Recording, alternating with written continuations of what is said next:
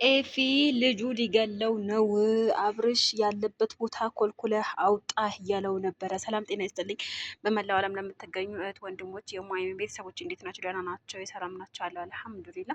ላይክ፣ ሼር፣ ሰብስክራይብ አድርጉ። እንግዲህ ያው መለመኔን አላቆምም። ቻናሌ እንደወደቀና እንደተሰበረ ታውቃላችሁ። የሆነ እንቅርፍት ነገር መጥቶታል። እንቅርፍት የመታው ቻናል ደግሞ እንደሚመለስ ደግሞ ተስፋ አደርጋለሁ እና ላይክ፣ ሼር፣ ሰብስክራይብ አድርጉኝ።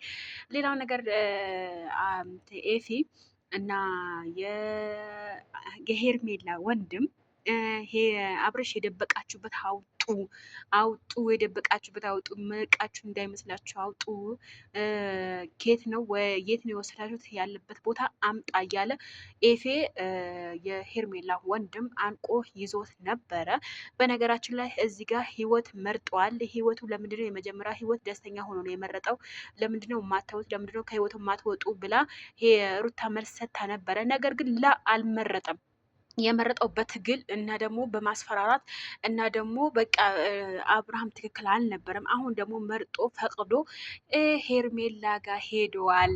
የማታው ቪዲዮ ትክክል ነው፣ ውሸት አይደለም፣ ዳኒ ውሸት ነው ብሎ ነበረ።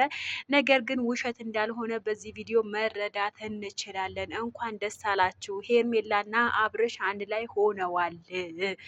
እና ደግሞ የመጀመሪያው ህይወት መርጦ ነበረ። ለምንድነው የማታዩት? ለምንድነው ከህይወቱ የማትወጡት? አሁን ያለበት አውጣ እያለው ነበረ። ነገር ግን የሄርሜላ ወንድም አንተ የሚመለከት ጉዳይ የለም እና ደግሞ አንተ ነህ ከዚህም በፊት እሱ ደህና ነው እያልክ የረበሽከን፣ አሁን ደግሞ ወደ ትክክለኛው ህይወት ወደ ሄርሜላ ተመልሷል፣ የምታመጡት ነገር አምጡ ብለው ቦስተዋል።